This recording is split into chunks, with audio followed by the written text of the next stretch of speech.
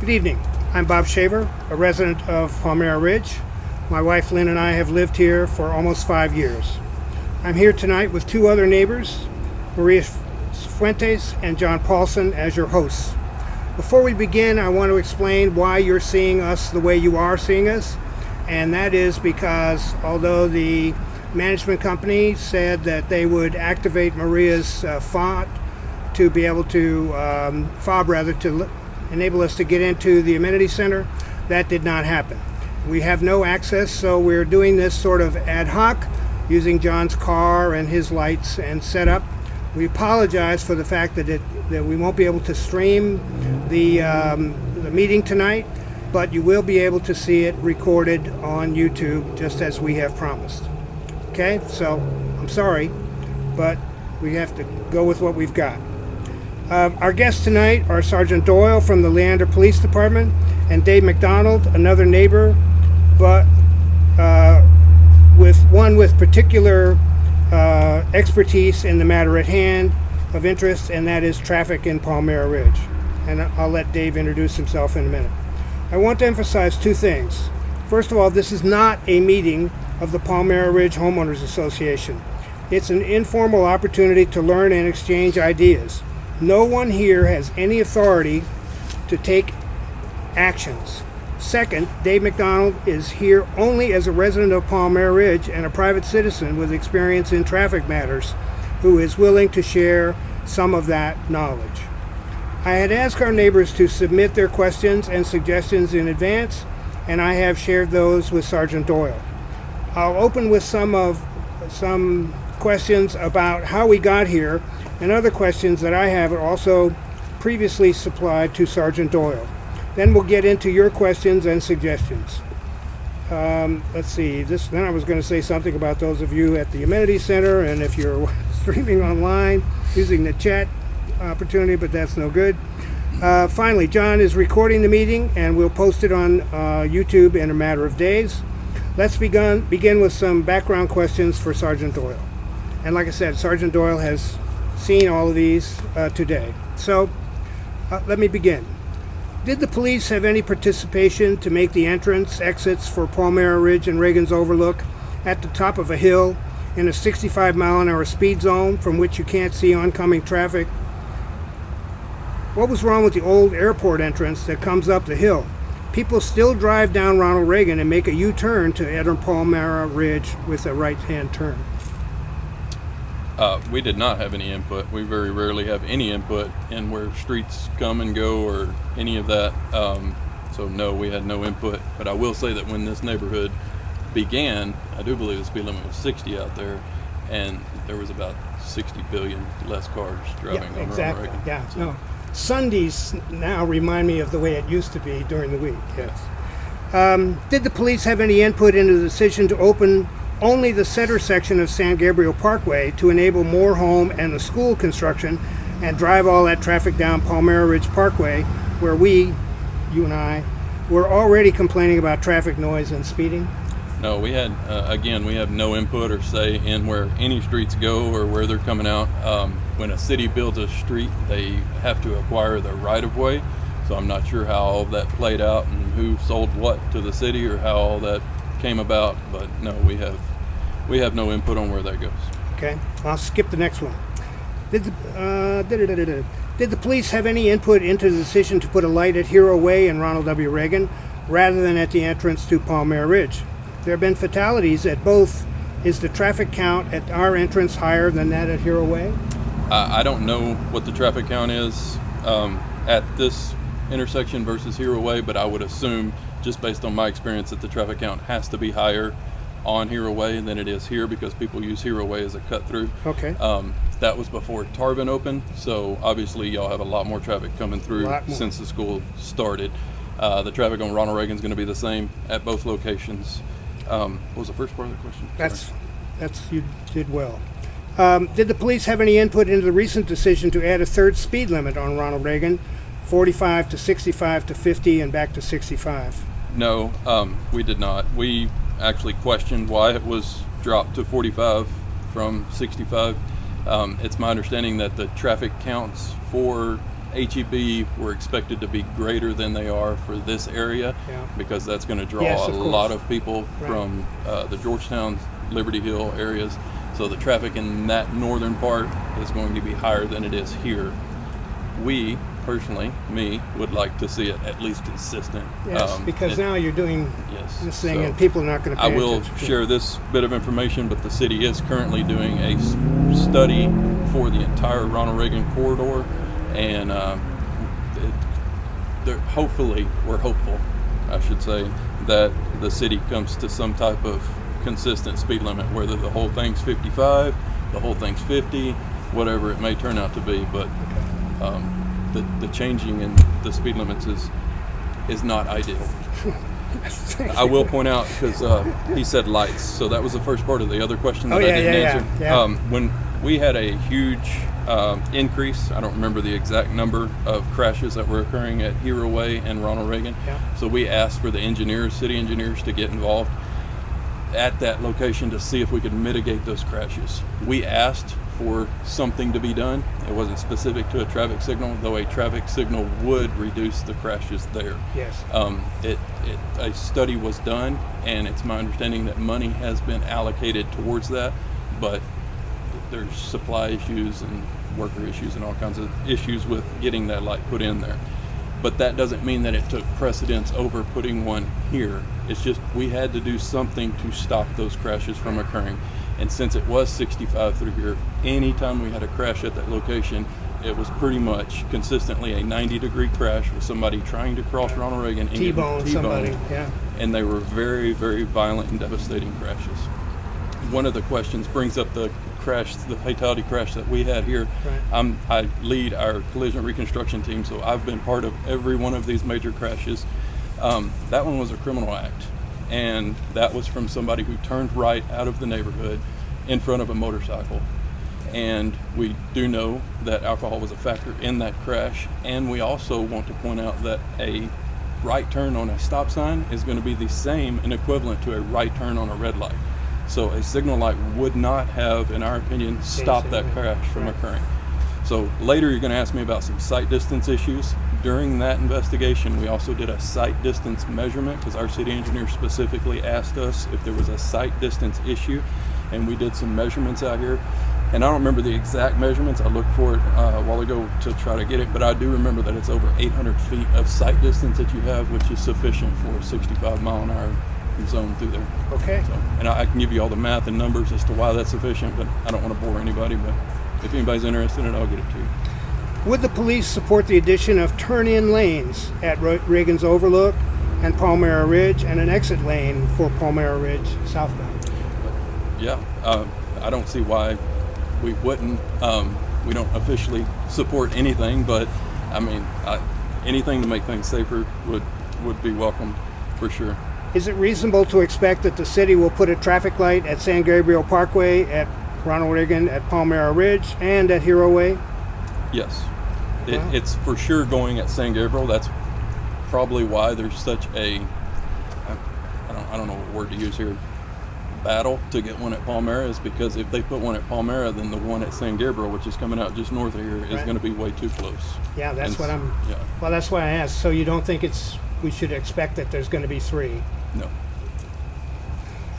No, don't quote me on that. I Yeah, have no say in I understand. that. But based on my experience, a signal at where San Gabriel's coming out, if you look Yeah. at the map, it's going to come Yeah. out somewhere right there at the airport road. Right. And then Palmera is a short distance. Not And gonna that's happen. not feasible for two traffic signals to be that close together. Is it reasonable to expect that the police would control traffic at Palmera Ridge and Ronald Reagan just during the dark months, during school? I myself, because I do a walk early in the morning, some guy turning in here early one morning almost ran me over, because they can't see. Could we have police presence in the morning, flashing lights in the dark? No. No. Okay. It's a great question, and one that we get a lot. Yeah. But I'll put it simply. I have 3 traffic officers for the entire city. There you go. Y'all are complaining about speeding going on in the neighborhood. If I take one of my guys and put them out here to direct traffic, they're not doing any work anywhere Right. else. That's a third of So- your workforce. Yep. And there's about 8, I believe it is, 8 locations across the city that are in need of an immediate traffic signal. And a lot of folks are not aware of this, but cities don't have unlimited budgets. Right. And a traffic signal right now at today's cost, depending on certain things and having to get power to it, is right around $700,000. That's a lot of money. That's a lot of money. All right, so this question is from Jim L. Have traffic mirrors been considered to improve the safety of people turning into Palmera Ridge from Ronald Reagan? I'm going to say no, because I actually Googled it and I don't even know what a traffic mirror is. Okay, but so if we sent you some reference or whatever, you'd be happy to look at it, right? Sure. This one is from Shannon, and Shannon wants to know, could we lower the speed limit to 20 miles an hour on Bellin? Bellin is the road back here. So what's happening is people come in on Winding Oak, they turn onto Airport, then onto Bellin, and then they head on to Palmera Ridge. And that's school buses, construction traffic, neighborhood traffic, all of that. I got you. And it's 30 miles an hour now, and of course they're speeding. So we get this question a lot. So basically it's already written in the law that a municipality has the ability to control speed limits and alter them. The state sets the speed limit for a residential area at 30 miles an hour. Right. The law allows a city to go below 30 miles an hour, but it automatically triggers the city to have to do certain things. And a lot of those are reporting things that I'm just going to sum up this entire section of law that we don't have the manpower or the staffing to do at this point. But we have to document a lot of things that come out of that. And I'll just tell the viewers that it's Transportation Code 545.356 if you want to read what it triggers when we go below 30 miles an hour. We've had a lot of requests for that, and every single one of them have been denied. But I'll also point out that because folks are seeing a speeding problem, a lot of them want it reduced. If you have a speeding problem now at 30 miles an hour, you're going to have an even bigger problem at 25 or 20, because that's This feels too slow. It's oftentimes way too slow for folks. Ideally, we want traffic to be around 30, because the statistics for a pedestrian getting hit are much higher for survivability at 30 miles an hour or below. Okay. So it goes way down once you start getting to 35, 40, and 45. Okay. Crossing guards by the school. Okay. This is from Kate. Apparently there's been some discussion going on. Have you guys thought about, or can you, now that you've explained what your manpower situation is, doesn't seem likely that you could do some police presence at the school either? Leander ISD controls all of the school crossing guards. Okay. The police departments have no control over it. We help train them when they come on what they can and cannot do, but we do not provide any crossing guards at any location. Okay. Last I heard, and this number may have changed, but they're about 70-something crossing guards short for the entire district. If anybody wants to volunteer, I'm sure they'll take you. Okay. If one of the parents from the neighborhood wants to volunteer for LISD, I'm sure they would love to have you out here. But they can't cover the ones they have now. I highly doubt they're going to add any more crossing guards. And they need school bus drivers and all kinds of stuff, right?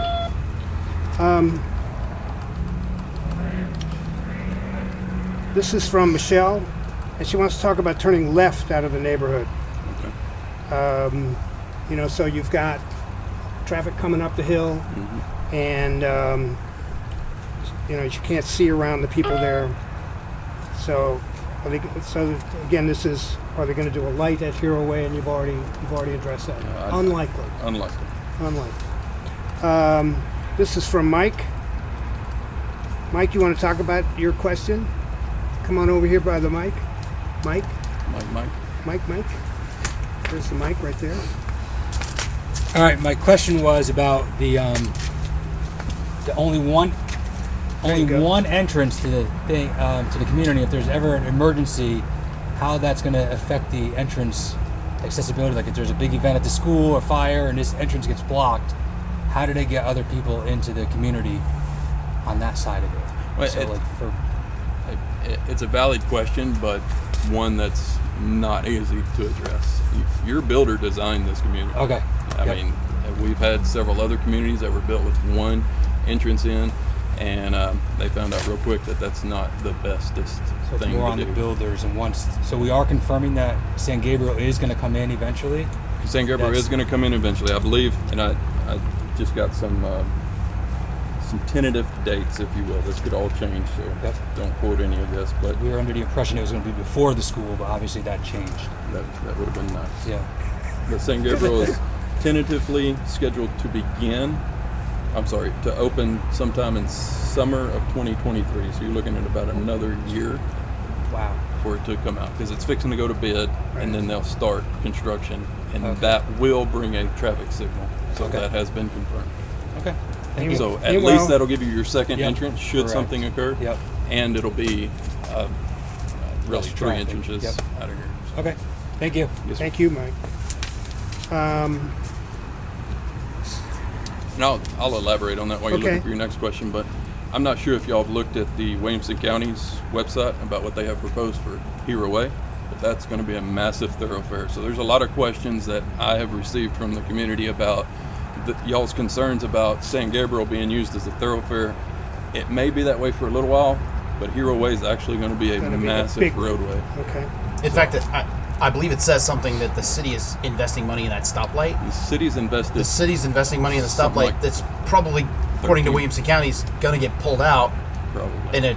in 5 years or whenever that plan happens when Ronald Reagan finished when Hero becomes 2243. Right. Yeah, so the Hero Way, I'll call it Hero Way reconstruction, is tentatively scheduled to start sometime in 2022, and it's obviously going to be done in phases, but it'll be a multi-year project. So to me, it tells me how much the city cares about the instances that are happening at Hero Way, because they're willing to invest that money knowing that it's only going to be a fix until Wilco comes through and Well, this was finishes a that. major concern. I mean, Yeah. we So- had, I want to say it was like 120% increase in crashes there, and a lot of them were very, very serious. So. Santosh sent in a question, but her question had to do with the light. But Santosh, we did look at your question, but I think we've answered it for you. Cindy, what about a blinking light at the entrance that just comes on in the morning and the evening to warn people to slow down? Yep. So I asked about blinking lights, and I'll just use all of Ronald Reagan questions. We had a meeting with the engineers, and until the traffic study is complete, which it should be 6 to 8 months until that study is complete, we're not going to make any changes on Ronald Reagan, because I've asked for several changes to the speed limit zones out there to help us, because we cannot get compliance out here. Right. We've rewritten thousands of tickets, and it's every day. Y'all know that. Y'all go Yeah. in it, but. Yeah. So we've asked for changes, and everything's kind of been put on hold until that study is done to see exactly what is occurring out here. Because I believe the last traffic study out here that was done in 2013 or something like that. So that was for that section down there. Like a century ago. It seems like a long time ago. Oh, and the perception is that you guys provide more speed patrols on Hero Way than you do on Ronald Reagan. Okay. How do you respond to that? I don't know how to respond to that. Okay. I'm sorry. I don't know. I have 3 traffic guys, so my guys know to bounce around as much as they can, and we kind of triage things. We were having a bunch of problems with the 18-wheelers using Hero Way, yeah. and they're prohibited from being on there. Yeah. So they're just tearing up that road more and more and more, and so that's another problem area that we have that we're trying to target. But I wouldn't say that it's. I would actually, and I wished I had the statistics, but I would actually say that we have a heck of a lot more presence on Ronald Reagan than we do on Hero Way. It's probably that you see us there, because Ronald Reagan's a several mile stretch, and you have to pass us if you're going on Hero Way, but you don't necessarily have to pass us if we could sit right at the bottom of the hill, and you would never see us. it, yeah. The next questions were from Donna, and Donna, I think we've covered everything but rumble strips. Do you have any feelings about rumble strips, particularly on Palmera Ridge? This, the main road. Yes. Would that get people Rumble to slow strips down? are effective. I don't know that they would be effective. I have a whole speech that I've given several communities on speed humps, rumble strips, and speed bumps, and they everybody loves them until you got one in front of your house. Okay. You talked about the survey. Remind me again what you said in terms of timing, that you thought that we might see some of the results? On Ronald Reagan? Yes, sir. It should be done in 6 to 8 months, is what I'm Okay, told. 6 to 8 months. All right. Okay, Donna, I think we got all of yours. Victor sent in some questions.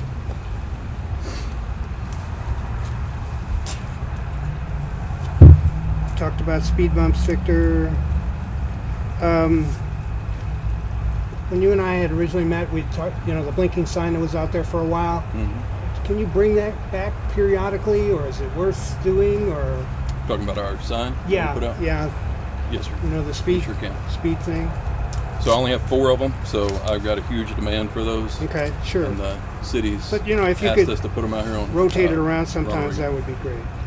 If they stay out there all the time, people get used to seeing them and they aren't as effective, or are they just as effective if you kind of pull them down and then bring them back? I believe they're just as effective. So there's been several studies that have been done on these and how effective they are. So that's why the city's actually working with Leander ISD to put the permanent ones in all of the school zones across the city. So you'll see some of them in the school zones. Those are city funded right now. But obviously my big ones that we have out here on Ronald Reagan right now are much more eye-catching, but we believe that they work all the time. So you're going to have some people who are just, I'll use the word defiant, who it doesn't matter until a cop intervenes, they're going to continue doing what they want to do. So The Winding Oak to Airport to Bellin and cutting through to get to the school. Can we get like a traffic count, or, how do we convince anybody that we have a problem with that now being a major entrance for school buses are on that little 1-lane road, and construction trucks, and everybody's using it because of the danger up at the front. What do you suggest who could we talk to? Anything you could give us guidance about Winding Oak? I'll give you all several persons to contact that y'all can forward those types of questions to. Okay. I doubt that they're going to do. I'll put it this way: if a traffic count shows that there's a lot of traffic on a road, I just see the city saying that that's what a road's for, is for traffic. So I don't know. I don't know that there's any. You can't ban people from Right. using the road. No, So I don't know that there's it's a just such a solution to doing a traffic Dinky count. little road, that's all. Yeah. And y'all may not know this, but there's another school going in, or they're asking for a zoning change going in over here also, Where's that? off of Hero Way. Great. All right, I think I've done all of the questions that I received. Anybody here want to add anything or suggestions, other questions? If you do, you'll have to step up and take Bob's spot here next to Sergeant Doyle to get on the mic. Come on, Dave. So my name is David McDonald, just a resident here of Palmera Ridge. First of all, thank you for adjusting the hours of being here after normal working hours for us. That does mean a lot. But a lot of the questions, Bob, that you presented, I know he's answered a lot of those, but Kate and I went to our first city council meeting. I think Christina went a couple weeks ago.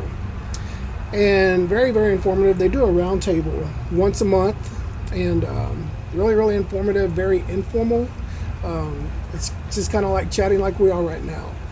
A lot of these things can actually be addressed with them, but something I really wanted to bring up tonight, there's going to be a meeting on December 16th at 7 o'clock. And they're presenting a recent study that they did on Cap Metro ridership. When you've ever gone to HEB during rush hour traffic and you see the train go by and you're like, where are the people? Are they on the train? Whatever. They actually done a study on that, and so they're going to present that study on December 16th. So go into that meeting and get some information from council members. Cap Metro gets 1% of our sales tax revenue. I'm giving you information because I don't want to tell you what to do, but I want to give you information. They get 1%. So I said, okay, what does that look like in actual money that we give to Cap Metro? They're projecting this year we're giving them $9 to $10 million for the few people you see riding that train.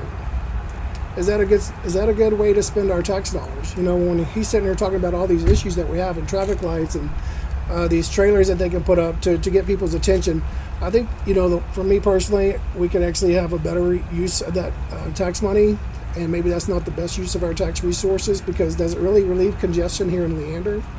I don't think it does if you only have a few people riding it. So I just wanted to bring that up. I want to encourage you to start going to city council meetings. I mean, they're not very well attended, but we're growing. I don't know if you guys know about a study that was done, but we're predicted to be 250,000 people by 2030. This will be. I mean, we're going to explode. This will be the biggest city in Williamson County. So bigger than Georgetown, bigger than Round Rock. it's imperative, if you have these concerns, to actually go to these meetings and get involved, because there's an old saying, a squeaky wheel gets the grease, and that's exactly how it occurs. To talk about some of the traffic issues and the traffic lights, the only way you can get a traffic signal at an intersection, it's kind of complicated. I didn't know this even when I worked in law enforcement, but there's these things called a warrant, and you have to satisfy one of 9 warrants to actually get a traffic signal put in.